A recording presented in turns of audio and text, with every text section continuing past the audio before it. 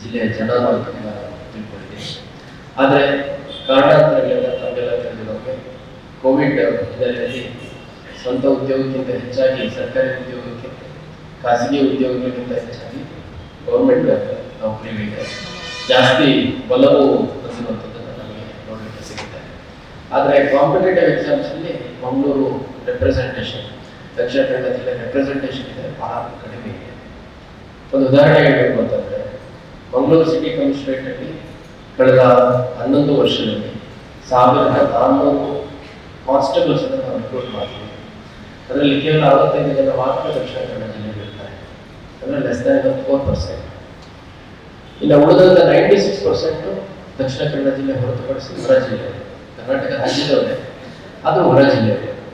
ಇದೇ ಅಂಶವನ್ನು ನಾವೊಂದು ಮೂಲವಾಗಿ ಇಟ್ಕೊಂಡು ನಾವು ಹಿರಿಯ ಅಧಿಕಾರಿಗಳ ಜೊತೆ ಚರ್ಚೆ ಮಾಡಿದಾಗ, ಸ್ಪರ್ಧಾತ್ಮಕ ಪರೀಕ್ಷೆಗಳಿಗೆ ಇಲ್ಲಿನ ವಿದ್ಯಾರ್ಥಿಗಳಿಗೆ ಪ್ರೋತ್ಸಾಹಿಸಬೇಕು ಅಂತಂದು ನಮ್ಮ ಹಿರಿಯ ಅಧಿಕಾರಿಗಳಾಗಿದ್ದ ಪ್ರವೀಣ್ ಸುಧವರು, PG IGP ಕರ್ನಾಟಕ, ಅವರ ಒಂದು ಸಮ್ಮತಿಯನ್ನು ಪಡ್ಕೊಂಡು ನಾವು ಸುಮಾರು 1 ತಿಂಗಳ ಕಾಲ ಒಂದು ಸ್ಪರ್ಧಾತ್ಮಕ ಪರೀಕ್ಷೆಗಳ ತರಬೇತಿಗೆ ಒಂದು ಕಾರ್ಯಕ್ರಮವನ್ನು ಆಯೋಜನೆ ಮಾಡಿದ್ವಿ.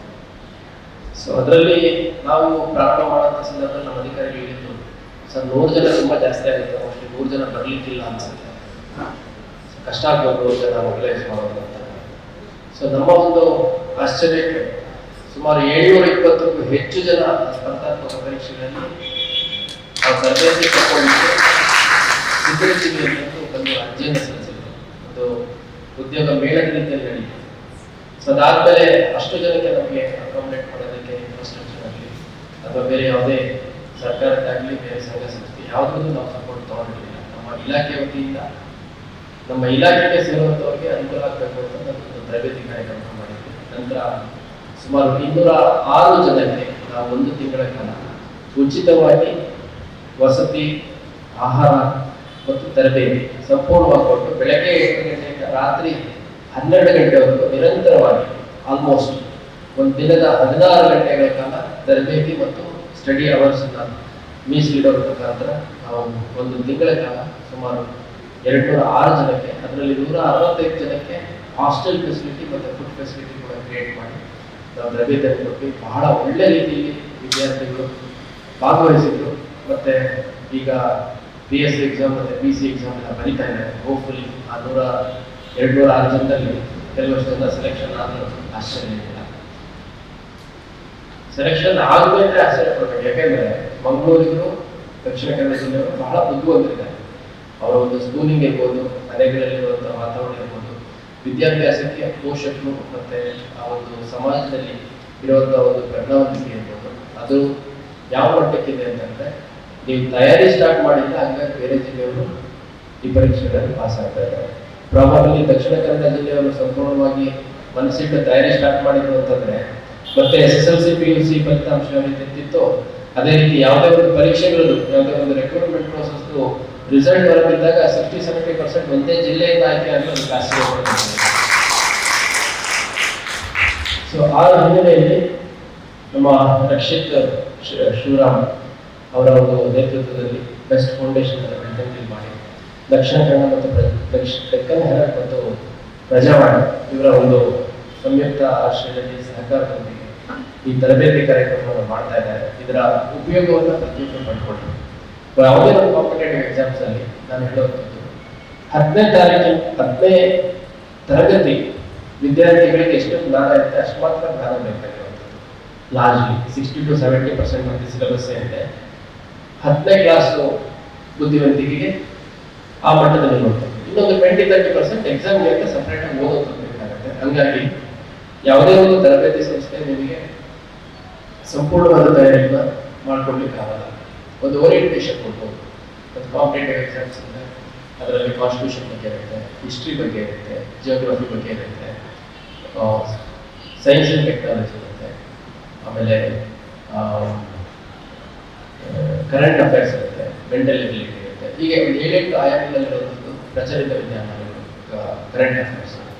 ಸೊ ಈ ಎಲ್ಲ ಅಂಶಗಳನ್ನು ಒಂದು ಓರಿಯೆಂಟೇಷನ್ ನೀವು ಪಡ್ಕೊಂಡಿದ್ದೆ ಅಂದರೆ ನೀವೊಂದು 3-4 ಜನ ವಿದ್ಯಾರ್ಥಿಗಳು ಯಾರು ಸುತ್ತಮುತ್ತ ಊರ್ಕೊಂಡಿದ್ದೀರಿ ಅಥವಾ ಒಂದೇ ಊರ್ಕೊಂಡಿದ್ದೀರಿ, ಒಂದೇ ಏರಿಯಾಗಳಿದ್ದೀರಿ, ಅವರೆಲ್ಲ ಸ್ವಲ್ಪ ನಿಮ್ಮ ಹತ್ರ ಇರುವಂಥ ಮಾಹಿತಿಯನ್ನು ವಿನಿಮಯ ಮಾಡಿಕೊಂಡು, ಮೆಟೀರಿಯಲ್ಸನ್ನ ವಿನಿಮಯ ಮಾಡಿಕೊಂಡು ಓದಿದ್ದೆ ಆದರೆ ಖಂಡಿತ ಬಹಳ ಒಳ್ಳೆ ರಿಸಲ್ಟ್ ತರಲಿಕ್ಕೆ ಸಾಧ್ಯ ಆಗುತ್ತೆ. ಮತ್ತು ಕಾಂಪಿಟೇಟಿವ್ ಎಕ್ಸಾಮ್ಸ್ ಅಂದರೆ ಅದು UPSC ಇರ್ಬೋದು, KPSC ಇರ್ಬೋದು, ಇದಕ್ಕೆಲ್ಲ 90% ಇರಬೇಕು, 95% ಇರಬೇಕು ಅನ್ನೋದು ಸುಳ್ಳು. ನಾನು ನೋಡಿರುವಂಥದ್ದು ಒಂದು 60-65% ತೆಗೆಯುವಷ್ಟು ಕೆಪಾಸಿಟಿ ಇದ್ದಂಥವ್ರು ಕೂಡ ಹಾರ್ಡ್ ವರ್ಕ್ ಮಾಡಿದ್ರು ಅಂತಂದರೆ ಟಾಪ್ ರ್ಯಾಂಕ್ಸ್ ಅಲ್ಲಿ ಬಂದಿರುವಂಥದ್ದನ್ನು ನಾನು ನನ್ನ ಕಣ್ಣಾರೆ ನೋಡಿದ್ದೀನಿ.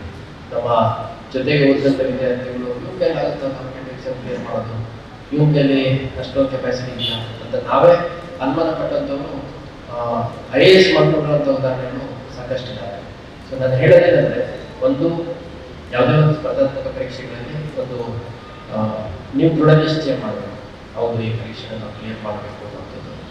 ಅದ್ರ ಜೊತೆಗೆ ನಿಮಗೆ ಮುಂದೆ ಗುರಿ ಇರಬೇಕು, ಯಾವೊಂದು ಎಕ್ಸಾಮ್ ಕ್ಲಿಯರ್ ಮಾಡಿದ್ದೆ ನಿಮ್ಮ ಡೈರೆಕ್ಷನಲ್ಲಿ ನೀವು ತಯಾರಿ ಮಾಡಿದ್ದೀರಿ ಅಂತಂದು. ಬ್ಯಾಂಕಿಂಗ್ ಎಕ್ಸಾಮ್ ಸಪ್ರೇಟ್ ಇರುತ್ತೆ, APSC ಸಪ್ರೇಟ್ ಇರುತ್ತೆ, UPSC ಸಪ್ರೇಟ್ ಇರುತ್ತೆ, ಬೇರೆ ಯಾವುದೋ ಒಂದು B.Ed ಅದ್ರ ಮೇಲೆ ಟೀಚರ್ಸ್ ಎಕ್ಸಾಮ್ ಕಾಲ್ ಮಾಡ್ತಾರೆ, ಅದ್ರದ್ದು ರಿಕ್ವೈರ್ಮೆಂಟ್ ಏನಿರುತ್ತೆ. ಸೊ ನಿಮ್ಮ ಗುರಿ ಏನಿದೆ ಅನ್ನೋದನ್ನು ನೀವು ಸ್ಪಷ್ಟವಾಗಿ ಇಟ್ಕೋಬೇಕು. ಆ ಗುರಿಯೆಡೆಗೆ ನಿಮ್ಮನ್ನು ಕರ್ಕೊಂಡು ಹೋಗಲಿಕ್ಕೆ ಯಾರಾದರೂ ಒಂದು ಗುರು ನಿಮ್ಮ ಜೊತೆ ಯಾವಾಗ ಇರಬೇಕು. ಎಲ್ಲಿವರೆಗೂ ನಿಮಗೆ ಮುಂದೆ ಗುರಿ ಇರುತ್ತೆ, ನಿಮ್ಮ ಜೊತೆ ಗುರು ಇರ್ತಾನೆ, ಅಲ್ಲಿವರೆಗೂ ನಿಮ್ಮ ಯಶಸ್ಸು ನೀವು ಬರೆದಿಟ್ಟು 100% ಕ್ಲಿಯರ್ ಮಾಡ್ತೀನಿ ಅಂತಂದು. ಯಾವುದೇ ಸ್ಪರ್ಧಾತ್ಮಕ ಪರೀಕ್ಷೆಗಳಲ್ಲಿ ನಾವು ಏನು ಓದ್ತಾ ಇದ್ದೀವಿ ಅನ್ನೋದಕ್ಕಿಂತ ಏನು ಓದ್ಬಾರ್ದನ್ನ ನಾವು ಓದ್ತಾ ಇದ್ದೀವಿ ಅನ್ನೋದು ಬಹಳ ಮುಖ್ಯ.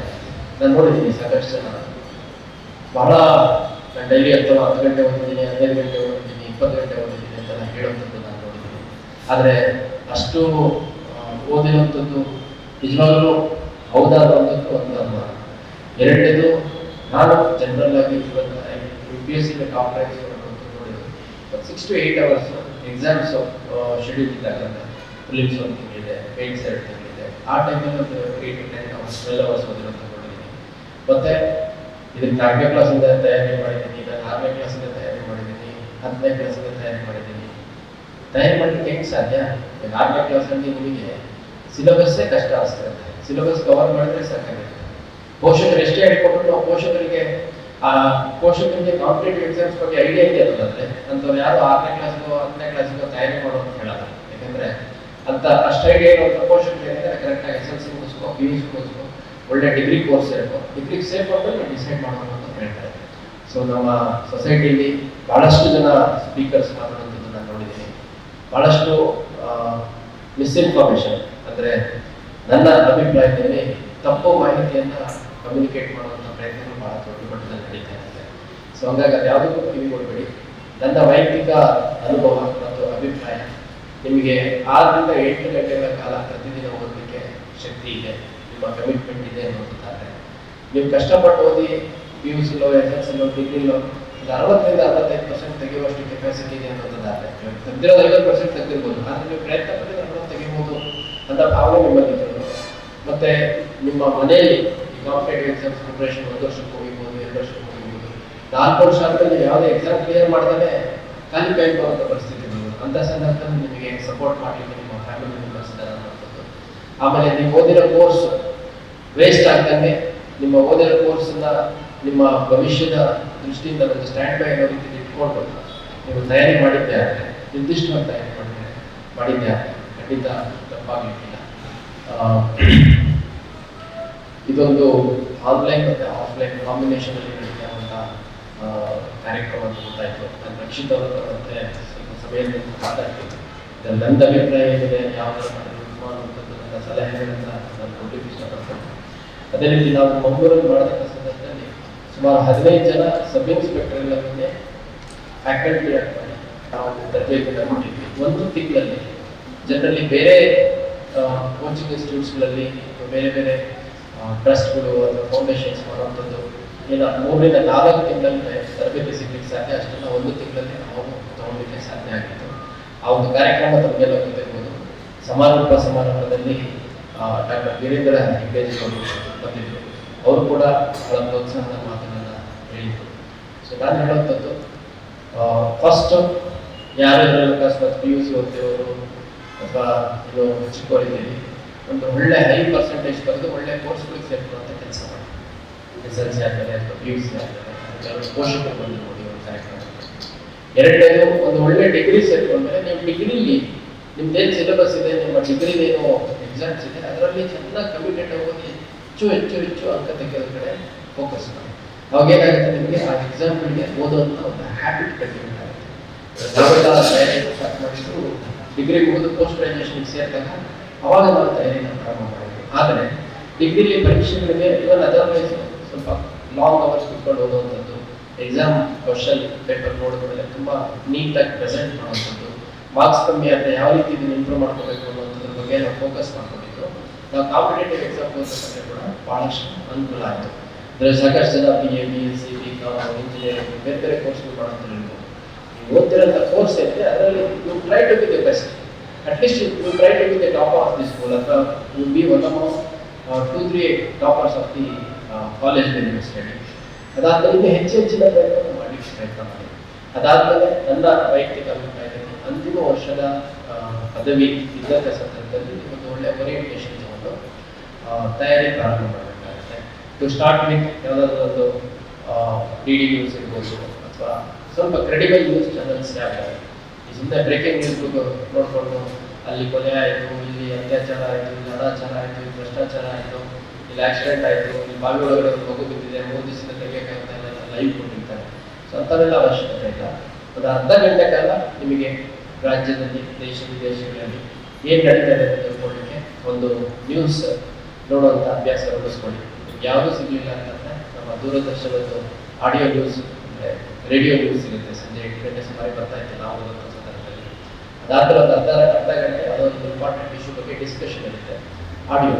ಅದನ್ನು ನೀವು ಪ್ರತಿಯೊಬ್ಬರು ಕೇಳ್ಬೋದು. ಎರಡನೇದು, ಪ್ರತಿದಿನ ಒಂದು ಸಿಂಪಲ್ ಆಗಿರೋ ಒಂದು ಪೇಪರನ್ನು ಓದೋಂಥ ಅಭ್ಯಾಸವನ್ನು ಮಾಡ್ಕೊಳ್ಳಿ. ಪ್ರಜಾವಾಣಿ ನಮಗೆ ಗೊತ್ತಿರೋ ಬಹಳ ಒಳ್ಳೆಯ ಪೇಪರ್. ಯಾರು ಇಂಗ್ಲೀಷ್ ಮೀಡಿಯಮಲ್ಲಿ ಇರ್ತಾರೆ ಅವರು ಡೆಕ್ಕನ್ ಹ್ಯಾಂಡ್ ಓದ್ಬೋದು, ಟೈಮ್ಸ್ ಆಫ್ ಇಂಡಿಯಾ ಓದ್ಬೋದು, ಸ್ವಲ್ಪ ರೀಸನಬಲ್ ಪೇಪರ್ಸ್. ಹಿಂದೂ ಭಾಳ ಸ್ವಲ್ಪ ಟಫ್ ಪೇಪರ್ ಓದಲಿಕ್ಕೆ. ನಾವು US ಓದೋಂಥ ಸಂದರ್ಭದಲ್ಲಿ ಪ್ರಾರಂಭ ಮಾಡಿದ್ವಿ, ಬಟ್ ಅದೆಲ್ಲ ಭಾಳ ಕಷ್ಟ ಆಗ್ತಿತ್ತು ನಮಗೆ. ಅದ್ರ ಜೊತೆ ಯಾವುದಾದ್ರೂ ಒಂದು ಮ್ಯಾಗಝಿನ್, ಅಂದರೆ ಕರೆಂಟ್ ಅಫೇರ್ಸ್ ಮ್ಯಾಗಝಿನ್ ಭಾಳಷ್ಟು ಇದಾವೆ. ಸ್ಪರ್ಧಾ ಚೈತ್ರ, ಸ್ಪರ್ಧಾ ವಿಜೇತ, ಸ್ಪರ್ಧಾ ಸ್ಫೂರ್ತಿ ಕನ್ನಡದಲ್ಲಿ ಓದುವಂಥವ್ರಿಗೆ. ಇಂಗ್ಲೀಷಲ್ಲಿ ಓದುವಂಥವ್ರಿಗೆ ನಾವು ಓದಬೇಕಾದ್ರೆ ಕ್ರಾನಿಕಲ್, ಡಿಸೈರ್ ಅಂತೆಲ್ಲ ಇತ್ತು. ಇವಾಗ ಯಾವುದಿದೆ ಅಂತ ತಿಳ್ಕೊಳ್ಳುವಂಥ ಪ್ರಯತ್ನ ಮಾಡಿ. ಅದು ಬೇಸಿಕ್. ಅದ್ರ ಜೊತೆಗೆ ನೀವು ಯಾವುದೇ ಎಕ್ಸಾಮ್ ಪ್ರಿಪೇರ್ ಆದರೂ ನಮ್ಮ ಕಾನ್ಸ್ಟಿಟ್ಯೂಷನ್ ಬಗ್ಗೆ ಬೇಕಾಗುತ್ತೆ. ಅದರಲ್ಲಿ ಒಂದು ಭಾಳ ಸಿಂಪಲ್ ಇದೆ, ನನಗೆ ಹೆಸರುಗಳು ಅಷ್ಟು ಗೊತ್ತಿಲ್ಲ, ಪ್ರಾಬಬಲಿ ಅದೊಂದು ಬುಕ್ ಲಿಸ್ಟನ್ನು ಶೇರ್ ಮಾಡ್ತೀನಿ. ಸೊ ನೀವು ಯಾರಲ್ಲಿ ಹಾಜರಾಗಿದ್ದಾರೆ ಅದೆಲ್ಲ 1-2 ವಾಟ್ಸಪ್ ಗ್ರೂಪ್ಗಳನ್ನ ಮಾಡಿ. ಸೊ ಅದೇನು ಕಂಟೆಂಟ್ ಇದೆ ಅದನ್ನು ರೆಫರೆನ್ಸ್ ಬುಕ್ ಶೇರ್ ಮಾಡ್ಬೋದು. ಮತ್ತು ಇನ್ಫ್ಯಾಕ್ಟ್ ನಾವು ನಮ್ಮ ಸಮಾರಂಭ ಕಾರ್ಯಕ್ರಮದಲ್ಲಿ ಒಬ್ಬ ಬುಕ್ ಬೆಂಗಳೂರು ಮಾರಾಟ ಮಾಡೋದು ಬಂದ್ಬಿಟ್ಟು ಭಾಳ 30-40% ಡಿಸ್ಕೌಂಟ್ ಅಂತ ಕೊಟ್ಟ. ಮತ್ತು ನಮಗೆ ಯಾವ ಬುಕ್ ಬೇಕು ಅನ್ನುವಂಥದ್ದು ನಾವು ಅಲ್ಲಿ ಹುಡ್ಕೊಂಡು ಹೋಗೋದಕ್ಕಿಂತ ಈ ಥರ ಬಂದಾಗ ನೋಡೋಣ.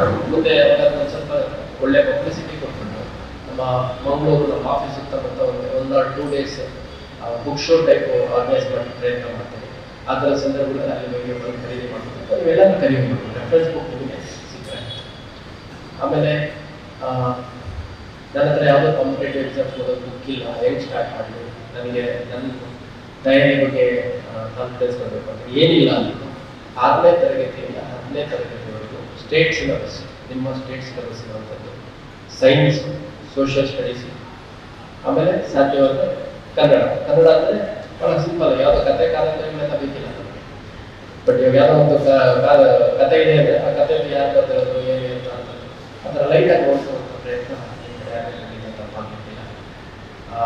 ಇದು ಒಂದು ಮೂಲ ತಯಾರಿ ಮಾಡುವಂಥ ವಿಧಾನ. ನಿಮ್ಮ ಯಾರ್ಯಾರು ಆಸ್ಪಿರೆಂಟ್ಸ್ ಇದ್ದೀರಿ, ನಿಮ್ಮ ಟೇಬಲ್ ಮುಂದೆ ಒಂದು ಕರ್ನಾಟಕ ಮ್ಯಾಪು, ಒಂದು ಇಂಡಿಯಾ ಮ್ಯಾಪು, ಒಂದು ವರ್ಲ್ಡ್ ಮ್ಯಾಪು ಹಾಕೊಂಡ್ರೆ ಭಾಳ ಅನುಕೂಲ ಆಗುತ್ತೆ. ಇದು ಬೇಸಿಕ್ ಪ್ರಿಪ್ರೇಷನ್. ನಂತರದಲ್ಲಿ ಡೆಫಿನೆಟ್ಲಿ ಒಂದು ನಿಮ್ಗೆ ಯಾರಾದರೂ ಆ ಎಕ್ಸಾಮ್ಗಳನ್ನ ತಯಾರಿ ಮಾಡಿ, ಪ್ರಿಪ್ರೇಷನ್ ಮಾಡಿ, ಕ್ಲಿಯರ್ ಮಾಡಿರುವಂಥ ಒಬ್ಬ ಹ್ಯಾಂಡ್ ನಿಮಗೆ ಗೈಡ್ ಮಾಡಬೇಕಾಗುತ್ತೆ. ಇಲ್ಲಾಂದರೆ ಅವರು ಕೋಚಿಂಗ್ ಸಲಹೆ ಪಡ್ಕೋಬೇಕಾಗುತ್ತೆ. ಸಾಕಷ್ಟು ಜನ ಹೇಳ್ತಾರೆ, ಸರ್ ಕೋಚಿಂಗ್ ಹೋಗಿಲ್ಲ, ಕೋಚಿಂಗ್ ಹೋಗ್ತಾರೆ ಕ್ಲಿಯರ್ ಮಾಡ್ತಾರೆ. ನಮಗೆ ಬೇಕಾಗಿರುವಂಥದ್ದು ಯಾವ ರೀತಿ ಓದಬೇಕು, ಏನು ಓದಬೇಕು, ಏನು ಓದಬಾರ್ದು ಅನ್ನೋದು. ಅದು ಕೋಚಿಂಗ್ ಹೋಗ್ತಾ ನಮಗೆ ಸಿಗುತ್ತೆ ಅನ್ನೋಂಥದ್ದಾದರೆ ಏನು ಅವಶ್ಯಕತೆ ಇಲ್ಲ. ಅದು ಬಿಟ್ಟು ಜನರಲೈಸ್ ಆಗಿ ಕೋಚಿಂಗ್ ಹೋಗೋದು ಅವಶ್ಯಕತೆ ಇಲ್ಲ. ಕೋಚಿಂಗ್ ಇನ್ಸ್ಟಿಟ್ಯೂಟ್ಗಳು ಮತ್ತು ಕೆಲವು ಫೌಂಡೇಶನ್ಗಳು ಸುಮ್ಮನೆ ಹಣ ಮಾಡಲಿಕ್ಕೆ ಅಥವಾ ಸರ್ವಿಸ್ ಮಾಡ್ತೀವಿ ಅನ್ನೋ ಹೆಸರಲ್ಲಿ ನಿಮಗೆ ಮಿಸ್ಲೀಡ್ ಮಾಡ್ತಾರೆ, ಮಿಸ್ಗೈಡ್ ಮಾಡ್ತಾರೆ. ಅದು ಖಂಡಿತ ದೊಡ್ಡ ಸುಳ್ಳು. ನಿಮಗೆ ಮಾರ್ಗದರ್ಶನ ಬೇಕು. ಆ ಮಾರ್ಗದರ್ಶನ ಖುದ್ದು ಸಿಗೋದಾದರೆ ಸಂತೋಷ, ಸಿಗಲಿಲ್ಲ ಅಂತಂದರೆ ಡೆಫಿನೆಟ್ಲಿ ಕೋಚಿಂಗ್ ಹೆಲ್ಪ್ ಆಗುತ್ತೆ. ಮತ್ತು ಈ ಪರೀಕ್ಷೆಯಲ್ಲಿ ನನ್ನ ಅಭಿಪ್ರಾಯದಲ್ಲಿ ಏನು ಓದಬೇಕು ಅನ್ನೋದಕ್ಕಿಂತ ಅನವಶ್ಯಕವಾಗಿರುವಂಥದ್ದನ್ನು ಓದದೇ ಇರುವಂಥದ್ದು ಬಹಳ ಮುಖ್ಯ ಆಗುತ್ತೆ. ಯಾಕಂದ್ರೆ ನಾವೇ 8ರಿಂದ 10 ಗಂಟೆ ಓದ್ತಾ ಇದ್ದೇವೆ ಅಂತ ಏನು ಓದ್ತಾ ಇದೆಯಾ ಅಂತಂದ್ರೆ ನಾನು ನೋಡಿದ್ವಿ ಕಾಸ್ಟ್ ಮೆಷನರ್ ವಿಶಿಷ್ಟ ಪ್ರಮುಖ ಇಟ್ಕೊಂಡು ಯಾವ್ದಾದ್ರು ಇದು ಅಂಬೇಡ್ಕರ್ ಅವರು ಬರ್ದಿರೋದು ಕ್ರಿಟಿಕ್ಸು ಇದು ಎಕ್ಸ್ಪ್ಲನೇಷನ್ ವಿಶಿಷ್ಟ ಇಟ್ಕೊಂಡಿರ್ತಾರೆ. ಅಷ್ಟೆಲ್ಲ ಅವಶ್ಯಕತೆ ಇದೆ. ನಮಗೆ ಎಕ್ಸಾಮಲ್ಲಿ ಒಂದು ಆಬ್ಜೆಕ್ಟಿವ್ ಚಾಯ್ಸ್ ಕೇಳ್ತಾರೆ ಅಥವಾ ಸಬ್ಜೆಕ್ಟಿವ್ ಇರುತ್ತೆ. ಅದರಲ್ಲಿ ಮ್ಯಾಕ್ಸಿಮಮ್ ಅದರಲ್ಲಿ ಒಂದು ಪುಟ ದಲ್ಲಿರುವಂಥ ಕಂಟೆಂಟನ್ನು ನೀವು ಬರೀಬೇಕಾದ್ರೆ ಒಂದು 3 ರಿಂದ 4 ಪುಟ ಆಗುತ್ತೆ, ಅಷ್ಟೇ ಬೇಕಾಗಿರುವಂಥದ್ದು. ಹಾಗಾಗಿ ಅನವಶ್ಯಕವಾಗಿ ಓದುವಂಥದ್ದು ನಾವು ಅವಾಯ್ಡ್ ಮಾಡಬೇಕು. ಅಲ್ಲಿ ನಿಮಗೆ ಮಾರ್ಗದರ್ಶನ ಅವಶ್ಯಕತೆ ಇರುತ್ತೆ. ಮತ್ತೆ ಇಲ್ಲಿ ಹೊರಗಡೆ ಆಗಿರ್ತೀವಿ ಇವೆಲ್ಲ ಈ ಒಂದು ಕಾರ್ಯಕ್ರಮ ಮುಗಿದ ಮೇಲೆ ಒಂದಷ್ಟು ಜನ ನಿಂತು ಮಾತಾಡಿ, ಒಬ್ರಿಗೊಬ್ರು ಪರಸ್ಪರ ಮಾತಾಡಿ. ಇಲ್ಲಿ ವೇದಿಕೆ ಮೇಲೆ ಬಂದ್ಬಿಟ್ಟು ಈ ಬೆಟ್ಟಂಗಿ ಸುತ್ತಮುತ್ತದವ್ರು ಯಾರಿದ್ದೀರಿ, ಉಪ್ಪಿನಂಗಡಿ ಸುತ್ತಮುತ್ತದವ್ರು ಯಾರಿದ್ದೀರಿ, ಆಮೇಲೆ ಗುರುಪುರದವ್ರು ಯಾರಿದ್ದೀರಿ, ಮೂಡುಬಿದ್ರಿ ಯಾರಿದ್ದೀರಿ, ಈ ರೀತಿ ಸ್ವಲ್ಪ ನಿಮ್ಮ ಸುತ್ತಮುತ್ತ ಏನಂತಾರೆ ಒಂದು ಸ್ಮಾಲ್ ಇಂಟರ್ವ್ಯೂ ಗ್ರೂಪ್ ಮಾಡ್ಕೊಳ್ಳಿ. ಅವಾಗ ಏನಾಗುತ್ತೆ, ಮೋಟಿವೇಶನ್ ಸಿಗುತ್ತೆ. ಇದು ಯಾವುದೋ ಒಂದು ಕಾಲೇಜ್ ಎಕ್ಸಾಮ್ 15 ದಿವಸ ಇರ್ತಲ್ಲ, ಆ ಥರ ಅಲ್ಲ. ನೀವು ಎಕ್ಸಾಮ್ಗೆ ಪ್ರಿಪೇರ್ ಮಾಡಿ ತಯಾರಿ ಸ್ಟಾರ್ಟ್ ಮಾಡಿದ್ರಿ ಅಂದರೆ ಎಕ್ಸಾಮ್ ಕ್ಲಿಯರ್ ಆಗ್ಬೋದು ನೀವು ಅಂತಾನೆ ಇರಬೇಕು, ಹೌದಲ್ಲ? ಈಗ ಯಾವ್ದಾದ್ರು ಉದ್ದೇಶ ಬರೀ ಎಕ್ಸಾಮಿಗೆ ತಯಾರಿ ಮಾಡೋದಿದೆಯಾ ಅಥವಾ ಎಕ್ಸಾಮ್ ಕ್ಲಿಯರ್ ಮಾಡಿ ಉದ್ಯೋಗ ಪಡ್ಕೊಳ್ಳೋದಿದೆಯಾ? ಯಾರಾದ್ರೂ ಬರೀ ತಯಾರಿ ಮಾಡಿದ್ರೆ ಸಾಕು ನನಗೆ ನೋಡ್ತಿದ್ದೀರಾ? ಯಾರಿಲ್ಲ. ಯಾರಾದ್ರೂ ಉದ್ಯೋಗ ಪಡ್ಕೊಳ್ಳೇಬೇಕು ಅಂತ ತಯಾರಿ ಮಾಡೋದು ಅದಕ್ಕೆ ಎಲ್ಲ. ಹಾಗಾಗಿ ನಾನು ಬಹಳಷ್ಟು ಜನ ನೋಡ್ತೀನಿ ಕಾಂಪಿಟೇಟಿವ್ ಎಕ್ಸಾಮ್ಸ್ಗೆ ತಯಾರಿ ಮಾಡ್ತಿದ್ದೀನಿ ಅನ್ನುವಂಥದ್ದೇ ಒಂದು ಶೋಕಿ, ನಾನು AS ಪ್ರಿಪೇರ್ ಆಗ್ತಿದ್ದೀನಿ ಅನ್ನುವಂಥದ್ದೇ ಒಂದು ಶೋಕಿ. ಪೋಷಕರು ಅನುಕೂಲ ಚೆನ್ನಾಗಿರುತ್ತೆ, ನನ್ನ ಮಗ AS ಮಾಡ್ತಾ ಇದ್ದಾರೆ ಅದು ಕೋರ್ಸಾ ಅಲ್ವಲ್ಲ, KS ಮಾಡ್ತಾ ಇದ್ದಾರೆ ಅದೊಂದು ಕೋರ್ಸಾ ಅಲ್ವಲ್ಲ.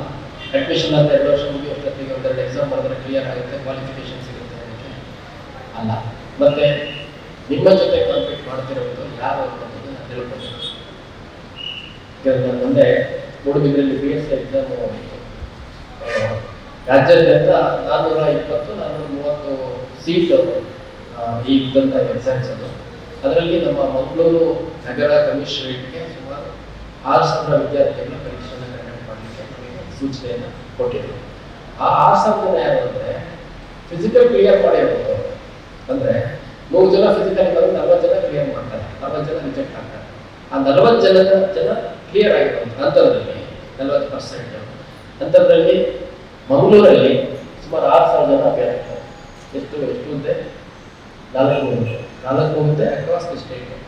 ಮಂಗಳೂರು ಅಂತ ಇನ್ನೂ 20-30 ಎಕ್ಸಾಮಿನೇಷನ್ ಸೆಂಟರ್ಸ್ ಇದ್ದಾರೆ. ಸೊ ನಾನು ನಿಜವಾಗ್ಲೂ 6,000 ಜನ ನಾವೆಲ್ಲ ಪೊಲೀಸ್ ಆಫೀಸರ್ಸ್ ಆಗಿರೋದ್ರಿಂದ ಎಲೆಕ್ಷನ್ ಕ್ಯಾಂಪೇನಲ್ಲೆಲ್ಲ ಮುಖ್ಯಮಂತ್ರಿಗಳು ಬಂದಾಗ 5,000 ಜನ ಸೇರಿಕೊಂಡು, ಪ್ರಧಾನಮಂತ್ರಿಗಳು 20 ಜನ ಬಂದಾಗ 10,000 ಜನ ಸೇರಿಕೊಂಡು, ಇನ್ಯಾರೋ ಒಬ್ಬ 20,000 ಸೇರಿ ಇವೆಲ್ಲ ಕೇಳಿದ್ದೀವಿ ನಾವು. ಇವೆಲ್ಲ ನಾವೊಂದು ಕಣ್ಣಲ್ಲಿ ಕೊಟ್ಟಿದ್ವಿ. ಆದರೆ ನಿಜವಾಗ್ಲೂ 6,000 ಸಂಖ್ಯೆ ಎಷ್ಟಿತ್ತು ಅನ್ನುವಂಥದ್ದು ನನಗೆ ನಿಜವಾಗ್ಲೂ ಅವತ್ತು ಆಶ್ಚರ್ಯ ಆಯಿತು. ಯಾಕಂದರೆ ಒಂದು ಸೆಂಟ್ರಲ್ಲಿ 6,000 ಜನ ಯಾವ ರೀತಿ ಅಂದರೆ ಈ ಸಿನಿಮಾಗಳು ನೋಡಿರ್ಬೋದು ನೀವು, ಈ ಹ್ಯಾಂಡ್ಸು ಆಮೇಲೆ ಕೆಲವೆಲ್ಲ ಈ ಇನ್ಸೆಕ್ಟ್ಸ್ ರಿಲೇಟೆಡ್ ಸಿನಿಮಾಗಳಲ್ಲಿ ಸ್ವಾರ್ಮ್ ಆಫ್ ಇನ್ಸೆಕ್ಟ್ಸ್ ಇರ್ತದೆ ಆ ಥರ. ಎಷ್ಟು ಜನ ಅಂದರೆ ನೋಡಿದಷ್ಟು ಜನ, ಎಣಿಕೆ ಮಾಡಿದಷ್ಟು ಜನ. ನಿಜವಾಗ್ಲೂ ಸರ್ಕಾರಿ ಉದ್ಯೋಗಕ್ಕೆ ಇಷ್ಟು ಕಾಂಪಿಟೇಷನ್ ಇದೆ ಅನ್ನೋಂಥದ್ದು ನನಗೆ ಬಹಳ ಆಶ್ಚರ್ಯ ಉಂಟು ಮಾಡ್ತು. So across the state, Belagavi, Bijapur, Bidar, Gulbarga, Chamarajanagar, Mysuru, Bengaluru, Davanagere, Shivamogga ಎಲ್ಲ ಜಿಲ್ಲೆಗಳಿಂದ ಕಾಂಪೀಟ್ ಮಾಡೋದ್ರ ಜೊತೆ ನೀವು ಕಾಂಪೀಟ್ ಮಾಡ್ತೀರಿ. ಸೊ ನಿಮ್ಮ ಪಕ್ಕದಲ್ಲಿರೋರು she is also one of the competitor. ಅವ್ರು ಎಲ್ಲಿ ನನ್ನ ಹತ್ರ ಇರೋ ನಿಮ್ಮ ಮಧ್ಯೆ ಓದ್ಬಿಟ್ರೆ ಅದಕ್ಕಿಂತ ಜಾಸ್ತಿ ತೆಗೆದು ಸೆಲೆಕ್ಷನ್ ಆಗೋದು ಮತ್ತೆ ಯಾವುದೇ ಒಂದು ನಾಲೆಡ್ಜ್ ಎಷ್ಟು ಶೇರ್ ಮಾಡ್ತೀರೋ ಅಷ್ಟು ವೃದ್ಧಿ ಆಗುತ್ತೆ.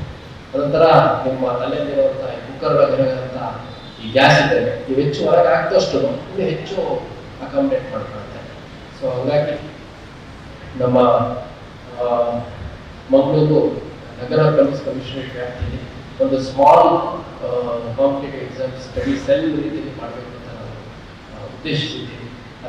ಅದರಲ್ಲಿ ಯಾರು ಇತ್ತೀಚಿನ ಬ್ಯಾಚ್ಗಳಲ್ಲಿ ಟಾಪ್ ರ್ಯಾಂಕ್ಸಲ್ಲಿ ಮತ್ತೆ ಹೇಳುವಂಥ ಮನಸ್ಥಿತಿ ಇರುವಂಥ ಕೆಲವು ಆಫೀಸರ್ಸ್ ಜೊತೆ ಸ್ಮಾಲ್ ಟೀಮನ್ನು ನಾವು ಮಾಡಬೇಕು. ಆ ಸೆಲ್ಲಲ್ಲಿ ಯಾರಾದರೂ ನಮ್ಮ ದಕ್ಷಿಣ ಕನ್ನಡ ಇರ್ಬೋದು, ಮಂಗಳೂರು ಸಿಟಿ ಇರ್ಬೋದು, ಅಕ್ಕಪಕ್ಕದವರು ಒಂದು ಮಾರ್ಗದರ್ಶನ ಕೇಳಿದ್ರೆ ಅವರಿಗೆ ಕೊಡುವಂಥ ಕೆಲಸ ಆಗಲಿ ಅನ್ನುವಂಥ ನಿಟ್ಟಿನಲ್ಲಿ ಮಾಡ್ತಾ ಇದ್ದೀವಿ, ಆಯೋಜಿಸಿದ್ದೀವಿ. ಅದೇ ರೀತಿ ಪುಸ್ತಕ ಆ್ಯಕ್ಚುಲೈಸ್ ಆಗುತ್ತೆ. ಹಾಗಾಗಿ ನಾನು ಇಲ್ಲಿ ನಡೆದಿರುವಂಥ ಎಲ್ಲರಿಗೂ ಮನವಿ ಮಾಡುವಂಥದ್ದು, ಕಾಂಪಿಟೇಟಿವ್ ಎಕ್ಸಾಮ್ಸ್ಗೂ ಒಂದು ಬಹಳ ದೊಡ್ಡ ತಯಾರಿ, it's like A battle ground. ಯಾವ ರೀತಿ ಒಂದು ಯುದ್ಧಕ್ಕೆ ತಯಾರಾಗ್ತದೆ ಆ ರೀತಿ ನೀವು ತಯಾರಾಗುವಂಥ ಅವಶ್ಯಕತೆ ಇದೆ. ಈಗ ಮನೆಯಲ್ಲಿ 2-4 ಜನ ಅತಿಥಿಗಳು ಬರ್ತಾರೆ ಅಂತಂದ್ರೆ ನೀವು ಎಷ್ಟು ಸಂಭ್ರಮದಿಂದ ತರ್ತೀರಿ. ಒಬ್ಬರು ತರಕಾರಿ ತರ್ತಾರೆ, ಒಬ್ಬರು ಹಣ್ಣು ತರ್ತಾರೆ, ಹಾಲು ತರ್ತಾರೆ, ಒಬ್ಬರು ಅಡುಗೆ ಮಾಡ್ತಾರೆ, ಒಬ್ಬರು ಮನೆಯೆಲ್ಲ ಕ್ಲೀನ್ ಮಾಡ್ತಾರೆ, ಡೆಕೋರೇಟ್ ಮಾಡ್ತಾರೆ. ಅದು ಯಾರಿಗೆ ಮನೆಗೆ ಬಂದು ತುಂಬ ಚೆನ್ನಾಗಿ ಊಟ ಎಲ್ಲ ಚೆನ್ನಾಗಿತ್ತು ಅನ್ನೋಂಥವ್ರಿಗೆ ನೀವು ಅಷ್ಟು ತಯಾರಿ ಮಾಡಬೇಕಾದ್ರೆ ನಿಮ್ಮ ಜೀವನದುದ್ದಕ್ಕೂ ನಿಮಗೆ ನಿಮ್ಮನ್ನ ಗೆಸ್ಟ್ಗಳ ರೀತಿಯಲ್ಲಿ ನೋಡ್ಕೊಳ್ಲಿಕ್ಕೆ ಅಥವಾ ನಿಮ್ಮ ಮನೆಗೆ ಬಂದು ಹೋದವ್ರ ಕಷ್ಟ ಸುಖ ಎಲ್ಲವನ್ನೂ ನಿರ್ವಹಿಸಲಿಕ್ಕೆ ಸಂಬಳ ಕೊಡುವಂಥ ಉದ್ಯೋಗ ಪಡ್ಕೊಳ್ಳೋ ಒಂದು ಕೆಲಸಕ್ಕೆ ನೀವು ಎಷ್ಟು ತಯಾರಿ ಮಾಡಬೇಕು ಅನ್ನೋದನ್ನ ನೀವು ಇಮ್ಯಾಜಿನ್ ಮಾಡ್ಕೊಳ್ಳಿ. ಮತ್ತೊಮ್ಮೆ ನಾನು ಹೇಳ್ತೀನಿ, ದಕ್ಷಿಣ ಕನ್ನಡ ಜಿಲ್ಲೆ ವಿದ್ಯಾರ್ಥಿಗಳಿದ್ದಾರೆ ಬಹಳಷ್ಟು ಬುದ್ಧಿವಂತಿದ್ದಾರೆ. ಈ ಮೊನ್ನೆ ನಮ್ಮ ತರಬೇತಿ ಕಾರ್ಯಾಗಾರದಲ್ಲಿ 93% ತೆಗೆದಂಥ ವಿದ್ಯಾರ್ಥಿನಿಯರು PUC ಮತ್ತು ಡಿಗ್ರಿಲಿ 90% ತೆಗೆದಿರುವಂಥವ್ರು BA, BSc, BCom, BBA, BCA, MBA, MCom, MEd, ಆಮೇಲೆ B.Ed, ಇಂಜಿನಿಯರಿಂಗ್, ಅಗ್ರಿಕಲ್ಚರ್ ಎಲ್ಲ ಕೋರ್ಸ್ ಮಾಡೋದು. ಸೊ ನಾನು ನಿಮಗೆ ಮತ್ತೊಮ್ಮೆ ಹೇಳುವಂಥದ್ದು, ಫಸ್ಟ್ ನಿಮ್ಮ ನಿಶ್ಚಯ ಛಲ ಇದು ಕರೆಕ್ಟಾಗಿ ನಾನು ಈ ಕಾಂಪಿಟೆನ್ಸ್ ಮಾಡ್ತೀನಿ ಅಂತ ಅದಕ್ಕೆ ಸಂಬಂಧಪಟ್ಟವರೆ ಅವ್ರಿಗೆ ಕನ್ವಿನ್ಸ್ ಮಾಡಿ. ಪೋಷಕರು ಇಲ್ಲಮ್ಮ ನಾನು ಮದುವೆ ಮಾಡ್ತೀನಿ ಅಂತಂದ್ರೆ ಇಲ್ಲ ನಾನು ಓದಬೇಕು ಅವ್ರಿಗೆ ಕನ್ವಿನ್ಸ್ ಮಾಡಿ. ಅವ್ರು ನಿರ್ಧಾರ ಕೊಟ್ಟರೆ ನೀವು ತಯಾರಿ ಮಾಡೋಕ್ಕಾಗಲ್ಲ. ಯಾಕಂದರೆ 1 ವರ್ಷ ಆಯ್ತಲ್ಲ ತಯಾರಿಗಳು ನಿಮಗೆ ಮುಗಿದಿಲ್ಲ, ಪ್ರಿಪ್ರೇಷನ್ ಆಯಿತು, ಮದುವೆ 2 ವರ್ಷ ಆಯಿತು, ಒಂದು ಆಗಲ್ಲ, ಮೋಸ್ಟ್ಲಿ ಆಗಲ್ಲ ಅನ್ಸುತ್ತೆ, ಮದುವೆ ಅದು ಹೋಗು ಕೆಲಸಕ್ಕೆ ಹೋಗ್ಬೇಕು. ಸೊ ಈ ಥರದ್ದು ಬರಬಾರ್ದು. ಇದಕ್ಕೆ ಸಂಬಂಧಪಟ್ಟವರು ಪೋಷಕರು ಇರ್ಬೋದು, ಸ್ನೇಹಿತರು, ಸಿಬ್ಲಿಂಗ್ಸ್, ಅಕ್ಕ ಅಮ್ಮನ ಅಣ್ಣ ತಂಗಿ ಇರ್ಬೋದು, ಅಥವಾ ನಿಮಗೆ ಯಾರು ಆರ್ಥಿಕವಾಗಿ ಮತ್ತು ಮಾನಸಿಕವಾಗಿ ಬೆಂಬಲ ಕೊಡ್ತಾರೆ ಅವರೆಲ್ಲರಿಗೂ ನೀವು ಕಾನ್ಫಿಡೆನ್ಸ್ ಸಿಗ್ತದೆ. ಒಳ್ಳೆ ರೀತಿಯಲ್ಲಿ ತಯಾರಿ ಮಾಡಿ ಭವಿಷ್ಯ ಉಜ್ವಲವಾಗಿರುತ್ತೆ. ಮತ್ತು ಸರ್ಕಾರಿ ನೌಕರಿ ಅಂದರೆ ಒಂದ್ಸರಿ ಕೆಲಸಕ್ಕೆ ಸೇರಿಕೊಂಡ್ರೆ ನಿಮ್ಮ ಭವಿಷ್ಯ ಹೆಚ್ಚು ಕಡಿಮೆ ಫಿಕ್ಸ್ ಆಗುತ್ತೆ, ಸೆಟ್ಲ್ ಆಗುತ್ತೆ. ನಿಮ್ಮನ್ನ ಕೆಲಸದಿಂದ ಶ್ರೀಕಂಠ ತಗೋಕ್ಕಾಗಲ್ಲ. ನಿಮಗೆ ನೋಡಿ, ಒಂದು ಕಾನ್ಸ್ಟೇಬಲ್ ತೆಗೆದು ಏನೆಲ್ಲ ಬರುತ್ತೆ ಸಿಂಪಲ್ ಆಗಿ ಹೇಳಿ ಇಷ್ಟಪಡ್ತಾರೆ. ಕಾನ್ಸ್ಟೇಬಲ್ ಆಗಿ ಸೇರ್ಕೊಂಡಂಥ ಸಂದರ್ಭದಲ್ಲಿ 30,000 ಸಂಬಳ ಇರುತ್ತೆ. ಅವನಿಗೆ ರಜಾ ಸಿಗುತ್ತೆ. 1 ವರ್ಷ ಕೆಲಸ ಮಾಡಿದ್ರೆ 15 ದಿವಸ ಸಂಬಳ ಜಾಸ್ತಿ ಸಿಗುತ್ತೆ. ಆಮೇಲೆ ವಾರಕ್ಕೆ 1 ದಿವಸ ವೀಕ್ಲಿ ಆಫ್ ಅಂತ ಸಿಗುತ್ತೆ. ಹುಷಾರಿಲ್ಲ ಆಸ್ಪತ್ರೆಗೆ. ಆಮೇಲೆ ಮಕ್ಕಳು ಮರಿಯಾಗಿದ್ದ ಅದಕ್ಕೆ ಅವರ ಭವಿಷ್ಯಕ್ಕೆ ಅವರ ಹೆಲ್ತ್ ಇಶ್ಯೂಸ್ ಆದರೆ ಅದು ಫ್ರೀ. ಒಂದು ಫಿಕ್ಸ್ಡ್ ಜಾಬ್ ಇದೆ ಅನ್ನೋ ಕಾರಣಕ್ಕೆ ನಿಮಗೆ ಜನ ನೋಟ ಬೆಲೆ ಆಗುತ್ತೆ. ನಿಮಗೆ ಬ್ಯಾಂಕ್ಗಳಲ್ಲಿ ಟಿಕೆಟ್ ಮಾಡ್ತಾರೆ, ಸಾಲ ಬೇಕಪ್ಪ ತಗೊಂಡು, ಗಾಡಿ ಬೇಕಾಗ ಮನೆ ಬೇಕಾ ಸಾಲ ತಗೊಂಡು. ಸೊ ಇಷ್ಟು ಕೊಡಲಿಕ್ಕೆ ಸಾಧ್ಯ ಆಗುತ್ತೆ. ಅಪ್ಪಿತಪ್ಪಿ ನಿಮ್ಗೆ ಏನಾದರೂ ಹುಷಾರಿಲ್ಲದಾಗ ಏನಾದ್ರು ಹೆಚ್ಚು ಕಮ್ಮಿ ಆಗ್ತದೆ ನಿಮ್ಮ ಕುಟುಂಬದವರಿಗೆ ಸರ್ಕಾರಿ ಸ್ಟ್ರೈಕ್ ಲೋನಲ್ಲಿ ಕೆಲಸ ಸಿಗುತ್ತೆ, ಪೆನ್ಷನ್ ಬರುತ್ತೆ, ನ್ಯೂ ಪೆನ್ಷನ್ ಸಿಗುತ್ತೆ, ಬೇರೆ ಮಕ್ಕಳಿಗೆ ಕೆಲಸ ಸಿಗುತ್ತೆ. ಸೊ ಒಂದ್ಸರಿ ಈ ಸರ್ಕಾರಿ ನೌಕರಿಗೆ ನೀವು ಸೇರ್ಕೊಂಡ್ರೆ ಮನೆಯಲ್ಲಿ ಒಂದು ಕಲ್ಪವೃಕ್ಷನೋ ರಾಮಚಂದ್ರನ ಬಗ್ಗೆ ಒಂದು ಹಸುನೋ ಅಥವಾ ಒಂದು ತೆಂಗಿನ ಮರವನ್ನು ನೆಡಬೇಕು. ಸೊ ಅದರ ಯಾವ ರೀತಿ ಪ್ರತಿಯೊಂದು ಭಾಗವೂ ನಿಮಗೆ ಉಪಯೋಗ ಬರುತ್ತೆ ಕಲ್ಪವೃಕ್ಷ ಅದೇನದು. ಆ ರೀತಿ ಒಂದು ಸರ್ಕಾರಿ ನೌಕರಿ ಕೆಲಸಕ್ಕೆ ಸೇರಿಕೊಂಡ್ರೆ ನಿಮಗೆ ಸಾಮಾಜಿಕವಾಗಿ, ಆರ್ಥಿಕವಾಗಿ, ಶೈಕ್ಷಣಿಕವಾಗಿ ಮತ್ತು ಒಂದು ಸೊಸೈಟಿಯಲ್ಲಿ ಬಹಳ ಒಳ್ಳೆಯ ಸ್ಥಾನಮಾನ ಸಿಗುತ್ತೆ ಅಂತ ಹೇಳಿ.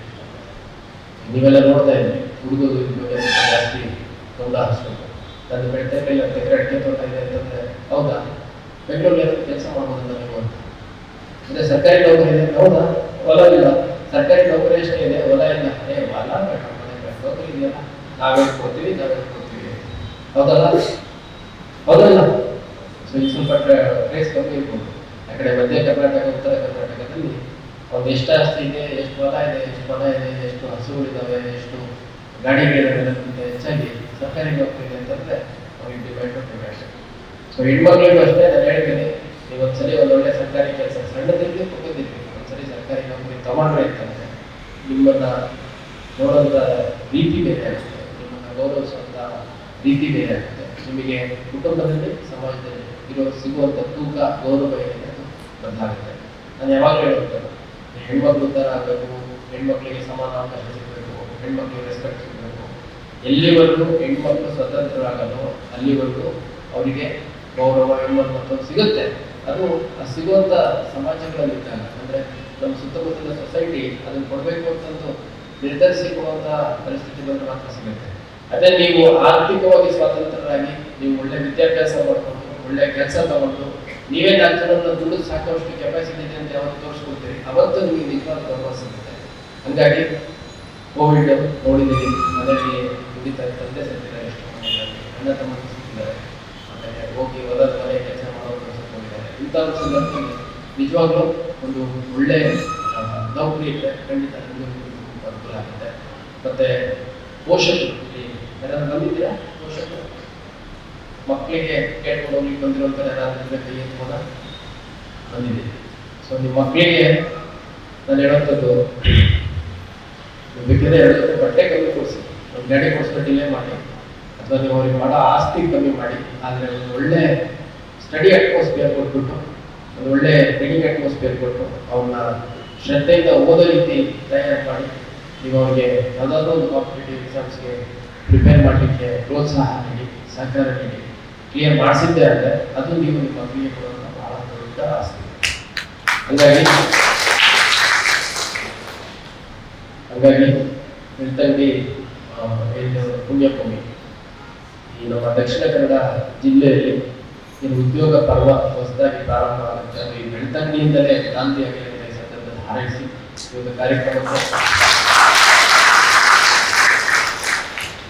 ಕಾರ್ಯಕ್ರಮಕ್ಕೆ ನಮಗೆ ಆಹ್ವಾನ ನೀಡಿತ್ತು. ಮತ್ತು ಇನ್ನೂ ಬಹಳಷ್ಟು ಗಣ್ಯರಿದ್ದಾರೆ, ಅವರೆಲ್ಲರ ನಡುವೆ ನನಗೆ ಮೊದಲನೇದಾಗಿ ಮಾತಾಡಲಿಕ್ಕೆ ಅವಕಾಶ ಮಾಡಿಕೊಡಲಿಕ್ಕೆ ನಾನು ಈ ಕಾರ್ಯಕ್ರಮದ ಆಯೋಜಕರು, ಅದರಲ್ಲೂ ಪರ್ಟಿಕ್ಯುಲರ್ ಆಗಿ ಶಿಶುರಾಮ್ ಅವರಿಗೆ ಧನ್ಯವಾದಗಳು ಅರ್ಪಿಸ್ತೇನೆ. ಮತ್ತು ನಂದು ಸ್ವಲ್ಪ ಬೇರೆ ಕೆಲಸ ಇದೆ, ಹಾಗಾಗಿ ನಾನು ಇಲ್ಲಿ ನಡೆದಿರುವಂಥ ವೇದಿಕೆ ಮೇಲಿನ ಗಣ್ಯರು, ವೇದಿಕೆ ಮುಂದೆ ಎಲ್ಲ ವಿದ್ಯಾರ್ಥಿ ಮಿತ್ರರು, ಪೋಷಕರು, ಮಾಧ್ಯಮ ಮಿತ್ರರು ಎಲ್ಲರಿಗೂ ಧನ್ಯವಾದಗಳು ಅರ್ಪಿಸ್ತೀನಿ. ನಮ್ಮೆಲ್ಲರ ಅನುಮತಿಯನ್ನು ಪಡ್ಕೊಂಡು ನಾನು ಈ ವೇದಿಕೆಯಿಂದ ಗಮನಿಸ್ತೀನಿ. ಜೈ ಹಿಂದ್, ಜೈ ಕರ್ನಾಟಕ. ಇಬ್ಬರು ವಿದ್ಯಾರ್ಥಿಗಳು 2 ಪ್ರಶ್ನೆಗಳನ್ನ ಕೇಳಬೇಕು ಅಂತ ಉತ್ಸಾಹರಾಗಿದ್ದಾರೆ.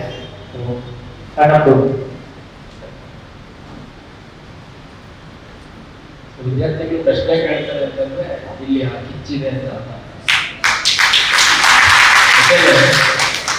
ಯಾಕೆಂದ್ರೆ ನಾವೆಲ್ಲ ಓದ್ಬೇಕಾದ್ರೆ ಲೆಕ್ಚರರ್ಗೂ ಕೇಳ್ಬೇಕು, ಪ್ರಶ್ನೆ ಕೇಳೋದು ನಮ್ಮಲ್ಲಿ ಕೆಲವರಿಗೆ ಪ್ರಶ್ನೆ ಕೇಳಲಿಕ್ಕೆ ಆಸಕ್ತಿ ಇರ್ತಿರ್ಲಿಲ್ಲ, ಅಥವಾ ಏನ್ ಪ್ರಶ್ನೆ ಕೇಳಬೇಕು ಅಂತ ಗೊತ್ತಾಗ್ತಿರ್ಲಿಲ್ಲ. ಸೊ ಇಲ್ಲಿ ಪ್ರಶ್ನೆ ಕೇಳಲಿಕ್ಕೂ ಆಸಕ್ತಿ ಇದೆ, ಮೋಸ್ಟ್ಲಿ ರಿಲೆವೆಂಟ್ ಕ್ವಶನ್ ಕೇಳ್ತಾರೆ ಅಂತ ನಿಮ್ಮಲ್ಲಿ ಆ ಕಿಚ್ಚಿದೆ, ಅದನ್ನ ಸಿಂಪಲ್ ಕ್ವಶನ್ ಕೇಳೋಣ. ನಮಸ್ತೆ, ನನ್ನ ಹೆಸರು ಅನ್ನಪೂರ್ಣ. ಈಗ ಎಲ್ಲ ನಮ್ಮ ಹತ್ರ ಸೋರ್ಸ್ ಇದೆ ಯಾವ್ದನ್ನ ಓದ್ಬೇಕು ಅಂತ, ಬಟ್ ನಾವು ಯಾವ ರೀತಿ ಓದ್ಬೇಕು ಅಂತ ಗೊತ್ತಾಗ್ತಿಲ್ಲ. ಮತ್ತೆ ಎಕ್ಸಾಮ್ ಅಲ್ಲಿ ಯಾವ ರೀತಿ ಪ್ರೆಸೆಂಟ್ ಮಾಡಬೇಕು ಸೋರ್ಸ್ ಅಂತೂ ಈಗ ನಾವು ತಯಾರಿ ಮಾಡೋದು ಸರ್. ನಂದು 2007 ಬ್ಯಾಚಲ್ಲಿ IPS ಸೆಲೆಕ್ಷನ್ ಆಗಿದ್ದು, UPSC ಆಲ್ ಇಂಡಿಯಾ 146 ರ್ಯಾಂಕ್ ಬಂದಿದ್ದು ನಾವು ಪದರ ನಾವು 400 ಪೋಸ್ಟ್ಸ್ ನಮ್ಮ ಬ್ಯಾಚ್ 220 ಆಗಿತ್ತು. ಸೊ ಅಕ್ರಾಸ್ ದಿ ಕಂಟ್ರಿ ನಮಗೆ ಅವಾಗ ಲೆಕ್ಕ ಹೇಳಿದ್ದು ಸುಮಾರು 4 ಲಕ್ಷಕ್ಕೂ ಹೆಚ್ಚು ಜನ ಆ 4 ಹುದ್ದೆಗಳಿಗೆ ಕಾಂಪೀಟ್ ಮಾಡಿದ್ರು ಅಂತ. ಸೊ ದೇವರ ದಯೆಯಿಂದ ನಮ್ಮ ತಂದೆ ತಾಯಿ ಆಶೀರ್ವಾದದಿಂದ ನಾವು ಮಾಡಿದ ಪ್ರಯತ್ನದಿಂದ ನಮ್ಮ ಸೆಲೆಕ್ಷನ್ ಆಯಿತು. ಸೊ ನಾನು ಹೇಳೋದು ಫಸ್ಟ್ ರ್ಯಾಂಕ್ ಅವ್ರಿಗೂ ಅಥವಾ ಲಾಸ್ಟ್ ರ್ಯಾಂಕ್ ಅವ್ರಿಗೂ ಏನು ಜಾಸ್ತಿ ವ್ಯತ್ಯಾಸ ಇಲ್ಲ. ಯಾಕೆಂದರೆ ನಾನು ನೋಡಿದ್ದೀನಿ, ನನಗಿಂತ 2 ಮಾರ್ಕ್ಸ್ ಕಮ್ಮಿ ಬಂದಂಥವ್ರು ನನಗಿಂತ ನಂದೇನು ಸ್ಕೋರ್ ಬಂತು ಅದಕ್ಕಿಂತ 2 ಮಾರ್ಕ್ಸ್ ಕಮ್ಮಿ ಬಂದು ನನಗಿಂತ 60 ರ್ಯಾಂಕ್ ಹಿಂದೆ ಬಂದಿಲ್ಲ. ಅಂದರೆ ನಾನು 146 ಅಂತಂದರೆ ಟಾಪ್ 10 ಸ್ವಲ್ಪ ಎಕ್ಸ್ಟ್ರೀಮ್ ಹುಸೇನ್ ಬೋಲ್ಟ್ ಅಂತವ್ರು ಇರ್ತಾರೆ, ಎಲ್ಲಕ್ಕಿಂತ ಭಾಳ ಮುಂದೆ ಇರುವಂಥವ್ರು ಇರ್ತಾರೆ. ಬಟ್ ಉಳಿದವರೆಲ್ಲ ಹೆಚ್ಚು ಕಮ್ಮಿ ಒಂದು 5 ಮಾರ್ಕ್ಸಲ್ಲಿ ವೇರಿಯೇಷನ್ ಆಗುತ್ತೆ. ಸೊ ನಾನು ಹೇಳೋದು ಒಂದು ಮೆಟೀರಿಯಲ್ ನಿಜವಾಗ್ಲೂ ಜಾಸ್ತಿ ಆಗಿರೋದ್ರಲ್ಲಿ ಹೇಗೆ ಆಯ್ಕೆ ಮಾಡ್ಕೊಳ್ಳೋದು ಭಾಳ ಕಷ್ಟ. ಹಾಗಾಗಿ ಕೆಲವು ಸೆಲೆಕ್ಟೆಡ್ ಸ್ಟ್ಯಾಂಡರ್ಡ್ ಬುಕ್ಸ್ ಇದ್ದಾರೆ. ಈಗ ನಾವು UPSC ಓದುವಂಥ ಸಂದರ್ಭದಲ್ಲಿ ಇಂಡಿಯನ್ ಪೊಲಿಟಿಕಲ್ ಕಾನ್ಸ್ಟಿಟ್ಯೂಷನ್ ಓದಬೇಕು, ಡಿಸೈರ್ಡ್ ಇಂಡಿಯನ್ ಪೊಲಿಟಿಕಲ್ ಕಾನ್ಸ್ಟಿಟ್ಯೂಷನ್ ಅಂತ ಒಂದು ನೋಟ್ಸ್ ಬರ್ತಾ ಇತ್ತು, ಅದು ಬರ್ತಾ ಇತ್ತು. ಆಮೇಲೆ ಈ ಸ್ಪೆಕ್ಟ್ರಮ್ ಇಯರ್ ಬುಕ್ ಅಂತ ಬರ್ತಾ ಇತ್ತು, ಪ್ರತಿ ವರ್ಷ ಇಯರ್ ಬುಕ್ ಅಂತ ಸ್ಪೆಕ್ಟ್ರಮ್ ಬರುತ್ತೆ. ಅದರಲ್ಲಿ general studies, history, politics, economy, geography ಎಲ್ಲ ಆ ಥರದ್ದು ಒಂದು ರೆಫರೆನ್ಸ್ ಬುಕ್ ನಾವು ಹಿಡ್ಕೊತಾ ಇದ್ವಿ. ಆಮೇಲೆ ಜಿಯೋಗ್ರಫಿ ಓದಲಿಕ್ಕೆ ನಾವು 6th to 12th geography particular books ಅದು ಓದ್ತಾ ಇದ್ವಿ. ಆಮೇಲೆ ancient history, medieval history, modern history ಅದನ್ನು ಓದಲಿಕ್ಕೆ NCERT book PUC first year second year. Economy ಅಂತ ಬಂದಾಗ ಪ್ರತಿಯೋಗಿತೆ ತತ್ವನಾದವರು ಒಂದು ಎಕಾನಮಿದು ಒಂದು ಬುಕ್ಲೆಟ್ ಇರುತ್ತೆ, ಅದನ್ನು ಓದ್ತಾ ಇದ್ವಿ ನಾವು. ಓದುವಂಥ ಟೈಮಲ್ಲಿ ವಿಸಾರ್ಡ್ ಮಂತ್ಲಿ ಮ್ಯಾಕ್ಸಿಮಮ್ ಓದ್ತಾ ಇದ್ವಿ. ಸೊ ಹೀಗೆ ನಾವು ಓದ್ತಿದ್ದು ಆ ಸಂದರ್ಭ ಬೇರೆ, ಇವಾಗಿನ ಬೇರೆ ಇದೆ. ಹಾಗಾಗಿ ಇವಾಗ ಯಾವ ಸ್ಟ್ಯಾಂಡರ್ಡ್ ರೆಫರೆನ್ಸ್ ಬುಕ್ ಅನ್ನುವಂಥದ್ದನ್ನ ನೀವು ದಯವಿಟ್ಟು ಒಂದು ರೆಫರೆನ್ಸ್ ಇಟ್ಕೊಳ್ಳಿ. ನಾನು ನಿಮ್ಗೆ ಹೇಳಬೇಕಾಗಿ ಆ ಸ್ಟ್ಯಾಂಡರ್ಡ್ ರೆಫರೆನ್ಸ್ ಬುಕ್ ಒಂದು ಲಿಸ್ಟ್ ಕೊಡ್ತೀನಿ ಶಿವರಾಮ್ ಅವರು ಅದನ್ನ ಎಲ್ಲರಿಗೂ ಕಮ್ಯುನಿಕೇಟ್ ದಯವಿಟ್ಟು ಎಲ್ಲರಿಗೂ ಒಂದು ಪೇಪರ್ ಸಬ್ಮಿಟ್ ಮಾಡಿಬಿಟ್ಟು ವಾಟ್ಸಪ್ ನಂಬರ್ ತೊಗೊಂಡು ವಾಟ್ಸಪ್ ನಂಬರಲ್ಲಿ ಮಾಡಿ. ಇದು ಒಂದು ಎರಡನೇ ನಮ್ಮ ಮಂಗಳೂರು ನಗರ ಪೊಲೀಸರಿಗೆ ಒಂದು small cell of 3 to 4 officers ಅವರು ಕಾಂಟ್ಯಾಕ್ಟ್ ನಂಬರ್ ಅದನ್ನು ಕೊಡುವಂಥ ಕೆಲಸ ಮಾಡ್ತಾರೆ. ಏನಾದರೂ ಇಂಪ್ರೂವ್ಸ್ ಬೈಯಿಂಗ್ ಪರ್ಸನ್ ಬಂದಾಗ ಗೈಡ್ ಮಾಡುವಂಥ ಕೆಲಸ ಅವರು ಮಾಡ್ತಾರೆ. ಅವರೆಲ್ಲ ಇತ್ತೀಚಿನ ಬ್ಯಾಚ್ಗಳಲ್ಲಿ 6 ಕರ್ನಾಟಕ ಕಾಂಪಿಟೇಷನ್ 2ನೇ ರ್ಯಾಂಕ್ 5ನೇ ರ್ಯಾಂಕ್ 6ನೇ ರ್ಯಾಂಕ್ ಅಂತ PSS. ಸೊ ಅದೊಂದು ಅನುಕೂಲ ಮಾಡ್ಕೊಳ್ಳೋದು. ಮೂರನೇದು, ನಿಮ್ಮ ಪ್ರಿಪ್ರೇಷನ್ ಸರಿಯಾಗಿದೆಯಾ ಇಲ್ಲ ಅನ್ನೋಂಥದ್ದು ನಿಮಗೆ ಕಾನ್ಫಿಡೆನ್ಸ್ ಬರೋ ರೀತಿ ನೀವು ಹೆಂಗೆ ಓದಬೇಕು, ನಿಮಗೆ ಕಾನ್ಫಿಡೆನ್ಸ್ ಬರಬೇಕು. ಸಪೋಸ್ ಒಂದು ಸಿಟಿಸನ್ಶಿಪ್ ಅಂತ ಒಂದು ಇಂಡಿಯನ್ ನ್ಯಾಷನಲ್ ಮೂವ್ಮೆಂಟ್ ಅಂತ ನಿಮಗೆ ಓದಬೇಕು ಅಂತ, ಇಂಡಿಯನ್ ನ್ಯಾಷನಲ್ ಮೂವ್ಮೆಂಟಲ್ಲಿ ಏನೆಲ್ಲ ಕೇಳ್ಬೋದು ಅದೆಲ್ಲ ನನಗೆ ಗೊತ್ತಿದೆಯಾ ಅನ್ನೋಂಥ ಕಾನ್ಫಿಡೆನ್ಸ್ ನಿಮಗೆ ಬರಬೇಕು. ಯಾವ ರೀತಿ ಅಂತಂದರೆ ಇವಾಗ ಯಾರಾದರೂ ಕಾಂಪಿಟೇಟಿವ್ ಎಕ್ಸಾಮ್ ಸ್ವಲ್ಪ ಪ್ರಿಪೇರ್ ಮಾಡೋದಿದ್ದೀರಾ? ಇದ್ದೀರಿ, okay.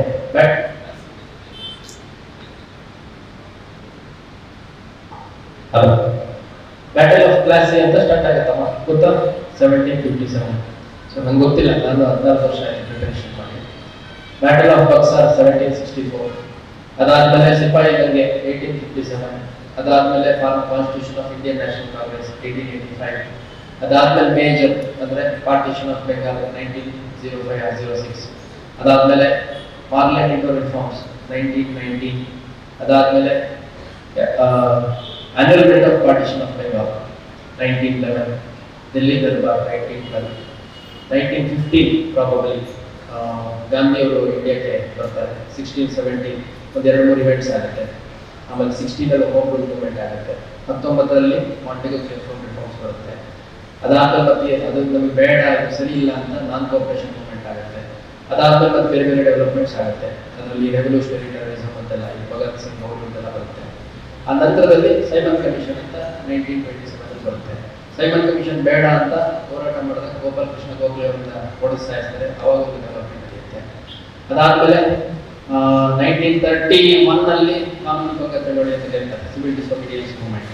1935 government of India act. 1940 quit India. 42 Cripps commission. 45 cabinet mission plan. 47 Indian defence act. 49 ಮತ್ತು ಇಂಡಿಯಾಗೆ ಸ್ವತಂತ್ರವಾಗಿರುವಂಥ ಕಾನ್ಸ್ಟಿಟ್ಯೂಷನ್ ಸಿಗುತ್ತೆ. 50 ಅಡಾಪ್ಟ್ ಮಾಡ್ಕೊಂಡು ನಾವು we give it our selves. So probably ಈ ರೀತಿ ನಾವು ಓದ್ತಾ ಇದ್ದೇವೆ, ಒಂದು ಕಾಂಪ್ರಹೆನ್ಸಿವ್ ವ್ಯೂ. ಇವಾಗ ನನಗೆ ನೋಡಿ ಹೋದ 12 ವರ್ಷ ಆಯಿತು, ಅದರ ಒಂದು ಲಾರ್ಜರ್ ಪಿಕ್ಚರ್ ಗೊತ್ತಿದೆ. ಸೊ ಇದನ್ನೇ ನಾನು ಹೇಳ್ಬೇಕು ಅಂತ ನೆನಪು ಮಾಡ್ಕೊಂಡಿದ್ದೆಲ್ಲ. ಸೊ ಈ ಥರ ಓದ್ತಾ ಇದ್ದೇವೆ ನಾವು. ಈಗ ಒಂದು ಸೈನ್ಸ್ ಆ್ಯಂಡ್ ಟೆಕ್ನಾಲಜಿ ಅಂತ ಸ್ಟಾರ್ಟ್ ಮಾಡಿದಾಗ ಅದರಲ್ಲಿ ಬಯಾಲಜಿ ಅಂತ ಸ್ಟಾರ್ಟ್ ಮಾಡಿದಾಗ ಒಂದು ಸೆಲ್ಲಿಂದ ಹಿಡಿದು DNA ವರೆಗೂ ಏನೆಲ್ಲ ಬರುತ್ತೆ, ಪ್ಲಾಂಟ್ಸ್ ಅಂದರೆ ಅನಿಮಲ್ಸ್ ಅಂದರೆ ಅದ್ರ ರಿಲೇಟೆಡ್ ಕ್ವಶನ್ಸ್, ಸೌಂಡ್ ಅದರ ರಿಲೇಟೆಡ್ ಇಶ್ಯೂಸ್ ಏನು ಬರ್ಬೋದು, ಲೈಟ್ ಅದರ ರಿಲೇಟೆಡ್ ಇಶ್ಯೂಸ್ ಏನು ಬರ್ಬೋದು. ಈ ಥರ ಎಲ್ಲ ಯಾವ ರೀತಿ ನಮಗೆ ಶಾಲೆಯಲ್ಲಿ ತರಬೇತಿ ಕೊಡ್ತಾರೆ ಆ ಥರ ನೀವು ಓದ್ಕೋಬೇಕು, ಅದನ್ನು ಸ್ವಲ್ಪ ಮನನ ಮಾಡ್ಕೋಬೇಕು. ಮತ್ತು ನಿಮ್ಮದು ಪ್ರಿಪ್ರೇಷನ್ ಹೆಂಗಿದೆ ಅಂತಂದು ಕೆಲವು ಟೆಸ್ಟ್ ಸೀರೀಸು, ಹಳೆ ಕ್ವಶನ್ ಪೇಪರ್ಸು ಅವನ್ನೆಲ್ಲ ರೆಫರೆನ್ಸ್ ಇಟ್ಕೊಂಡು ಓದ್ಕೋಬೇಕಾಗುತ್ತೆ. ಸೊ ಸ್ಟ್ಯಾಂಡರ್ಡ್ ರೆಫರೆನ್ಸ್ ಮೆಟೀರಿಯಲ್ ಯಾವುದಾದ್ರು ಒಂದು ಕೋಚಿಂಗ್ ಇನ್ಸ್ಟಿಟ್ಯೂಟ್ ಇನ್ಫಾರ್ಮೇಷನ್ ನೀವು ಸಬ್ಸ್ಕ್ರೈಬ್ ಮಾಡ್ಬೋದು. ಅಂದರೆ ಯು ಕ್ಯಾನ್ ಫಾಲೋ ದಟ್. ಮುದ್ದುಜಿಗೆ ಹೋಗ್ಲಿಕ್ಕೆ ಹೋದರೆ ಅನುಕೂಲ ಆಗಲಿಲ್ಲ ಅಂತಂದ್ರೆ ಯಾರಾದ್ರೂ ಹೋಗ್ತಿರೋಂಥ ಒಂದು ಮೆಟೀರಿಯಲ್ ಇರುತ್ತಲ್ಲ, ಅದನ್ನು ತೊಗೊಂಡು ಜೆರಾಕ್ಸ್ ಮಾಡಿಸ್ಕೋಬೇಕು. ಸೊ ಇದು ಆನ್ಸರ್ ಕ್ವಶನ್ ಏನಾದ್ರು ಅರ್ಥ ನಗಲಿದ್ದು ನಿಮ್ಮ ಪ್ರಶ್ನೆಗೆ ಉತ್ತರ ಸಿಗ್ತಾ?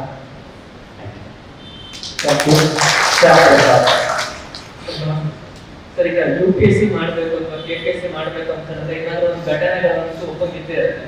ಏನಾದ್ರು ಒಂದು ಘಟನೆಗಳು ಆಗಿರುತ್ತಲ್ಲ ಸರ್, ಲೈಕ್ ಈಗ ಒಂದು ಆಫೀಸಿಗೆ ಹೋಗ್ತಾರೆ, ಅಲ್ಲೇನೋ ಆಗಿರುತ್ತೆ. ಈಗ ನನ್ಗೊಂದು UPSC ಮಾಡಬೇಕು ಅಂತ ಬಂದಾಗ ಏನೋ ಒಂದು ಕನಸಿರ್ತಾರಲ್ಲ ಸರ್, ನಿಮ್ಗೆ ಆ ಥರ ಏನು ಇದ್ದಿತ್ತು? ನಮ್ದು ಯಾವುದಿಲ್ಲ, ಅದೆಲ್ಲ ಏನು ಹೇಳ್ತಾರಲ್ಲ ಅವೆಲ್ಲ ಸುಳ್ಳು.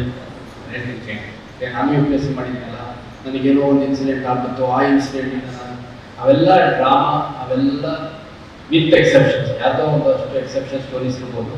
ಲಾರ್ಜ್ಲಿ ಪ್ರತಿಯೊಬ್ಬರು ಸುಮ್ಮನೆ ಹೇಳಬೇಕಾದ್ರೆ ಅಟ್ರಾಕ್ಟಿವ್ ಆಗಿರ್ತಿರಲಿ ಅಂತ ಹೇಳುವಂಥದ್ದೇ ಜಾಸ್ತಿ ಅನ್ನೋದು ನನ್ನ ಅಭಿಪ್ರಾಯ. ಯಾಕೆಂದ್ರೆ ಈಗ UPSC ಯಾವುದೋ ಇನ್ಸಿಡೆಂಟ್ ಇನ್ಸಿಡೆಂಟ್ ಆಗ್ಲಿಕ್ಕೆ ಸಾಧ್ಯ ನಿಮಗೆ? ಪೊಲೀಸ್ ಯಾವುದೋ ಒಂದು ನಿಮಗೆ ಒಂದು ಲಾಠಿ ಹೊಡೆದು ಬರ್ತಾರೆ, ಹಂಗಾಗಿ ನಾನು ಪೊಲೀಸ್ ಆಗಬೇಕು ಅಂತ ಕಡಿಮೆ ಆಗ್ಬೋದಲ್ಲ. DC ಆಫೀಸಿಗೆ ನಾನು ಪೆನ್ಷನ್ ತಗೊಂಡೋಗಿದ್ದೆ, ಅವಾಗ ನನಗೆ ಕರೆಕ್ಟಾಗಿ ಕೊಡಲಿಲ್ಲ, ಅವತ್ತೇ ನಾನು ಡಿಸೈಡ್ ಮಾಡಿದೆ ನಾನು DC ಆಗಬೇಕು. ಇವೆಲ್ಲ ಫಿಲಮ್ಗಳಲ್ಲಿ, ಸೀರಿಯಲ್ಗಳಲ್ಲಿ, ಪಬ್ಲಿಕ್ ಪ್ಲಾಟ್ಫಾರ್ಮ್ಸ್ ಅಲ್ಲಿ ಜನಗಳಿಗೆ ಮೋಟಿವೇಟ್ ಮಾಡ್ಲಿಕ್ಕೆ ಹೇಳೋದಕ್ಕೆ ಚೆನ್ನಾಗಿರುತ್ತೆ. ಯಾವುದೋ ಒಂದೊಂದು ಸ್ಟೋರಿ ಇರ್ಬೋದು, ನಂದಂತೂ ಅದರದ್ದು ಸ್ಟೋರಿ ಇಲ್ಲ. ನಾನು SLC ವರೆಗೂ ಮನೆಯಲ್ಲೇ ಓದಿದೆ, PUC ಮನೆಯಲ್ಲೇ ಓದಿದೆ. PUC ಆದಮೇಲೆ ಡಿಗ್ರಿ ಓದುವಂಥ ಸಂದರ್ಭದಲ್ಲಿ ಅದ್ರ ಬಗ್ಗೆ ಸ್ವಲ್ಪ ಐಡಿಯಾ ಇತ್ತು. ನಮ್ಮ ತಂದೆಯವರ ಸಮಯದಲ್ಲಿ ತಿಳ್ಕೊಂಡು, ಸೊ ಡಿಗ್ರಿ ಮುಗಿದ ತಕ್ಷಣ ಯಾವ್ದಾದ್ರು ಒಂದು ನೌಕರಿ ತಗೋಬೇಕು, ಯಾವ್ದಾದ್ರು ಒಂದು ನೌಕರಿ ಹೋಗ್ಬೇಕು ಅಂತಂದು ತಯಾರಿ ಸ್ಟಾರ್ಟ್ ಮಾಡಿದ್ದೆ. ಸೊ ಪ್ರಾಬಬಲಿ ನಮ್ದು ರೈಟ್ ಟೈಪ್ ಆಫ್ ಪ್ರಿಪ್ರೇಷನ್ ಇತ್ತು ಅನ್ಸುತ್ತೆ, ಚೆನ್ನಾಗಿ ಪ್ರಿಪೇರ್ ಮಾಡಿದ್ವಿ.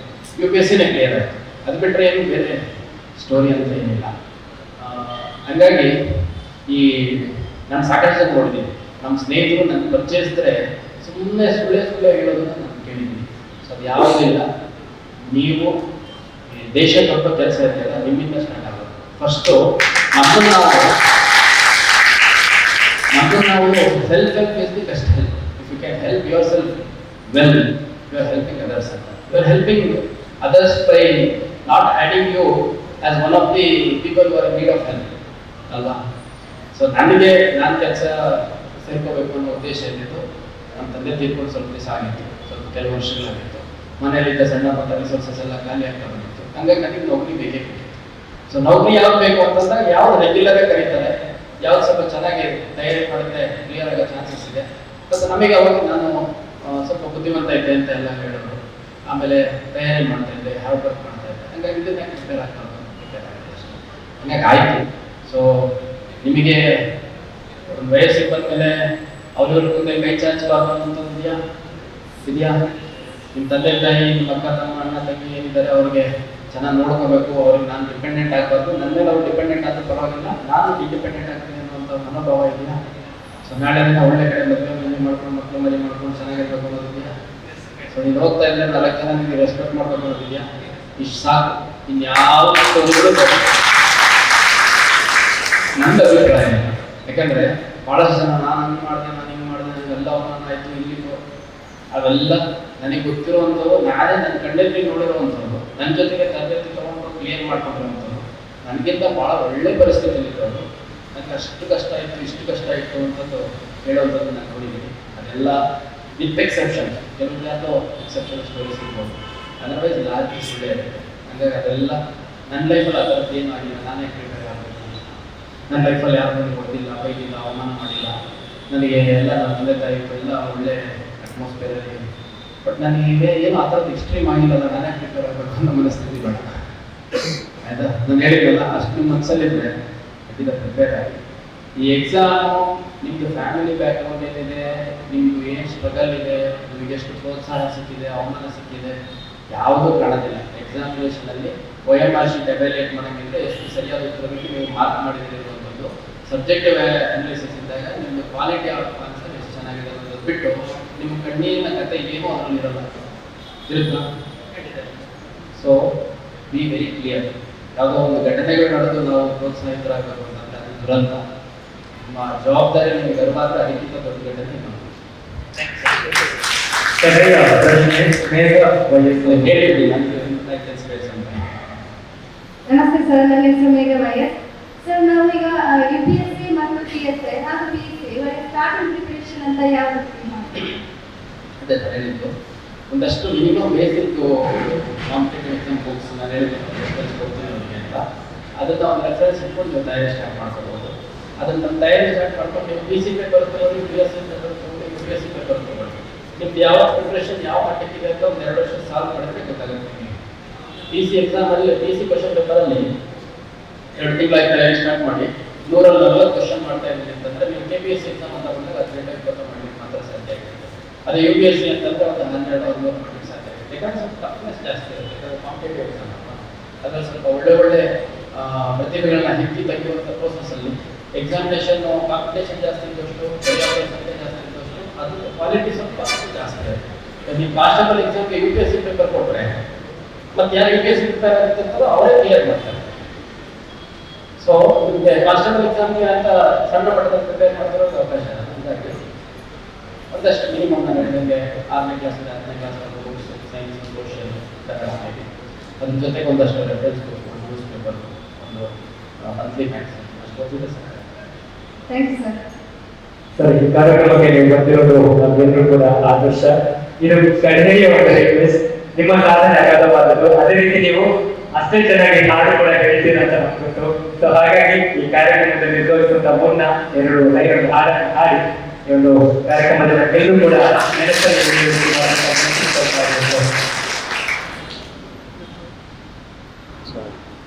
ಹಾಡು ಹೇಳ್ತೀನಿ. ನಮಗೆ ಹಾಡಲಿಕ್ಕೆ ಎಜುಕೇಶನ್ ಇಲ್ಲ, ತುಂಬ ಖುಷಿಯಿಂದಲೇ ಹೇಳ್ತೀನಿ. ಬಟ್ ಎಲ್ಲವೂ ತುಂಬ ಸೀರಿಯಸ್ ಆಗಿ ಭವಿಷ್ಯದ ಬಗ್ಗೆ ಚಿಂತನೆ ಮಾಡ್ತಾ ಇದ್ದಾರೆ. ಹಾಗಾಗಿ ಹಾಡಿನ ಅವಶ್ಯಕತೆ ಇಲ್ಲ. ಮೋಸ್ಟ್ಲಿ ಮುಸ್ಸಂಜೆ ಮಾತ್ರ ಒಳ್ಳೆ ಹಾಡಿದೆ, ಏನು ಏನಾಗಲಿ ಮುಂದೆ ಸಾಗಲಿ ಬಯಸಿದ್ದೆಲ್ಲ ಸಿಗಲು ಮಾಡಲಿ ಅಂತಂದು. ಸೊ ಆ ಹಾಡನ್ನ ಯಾವಾಗಲೂ ಯಾರಿಗಾದ್ರೂ ಮೋಟಿವೇಶನ್ ಸ್ವಲ್ಪ ಕಡಿಮೆ ಆಗ್ತಾ ಇದೆ ಅಂತ ಕೇಳಿ ಮೋಸ್ಟ್ಲಿ ಮೋಟಿವೇಶನ್ ಬರ್ಬೋದು. Thank you very much.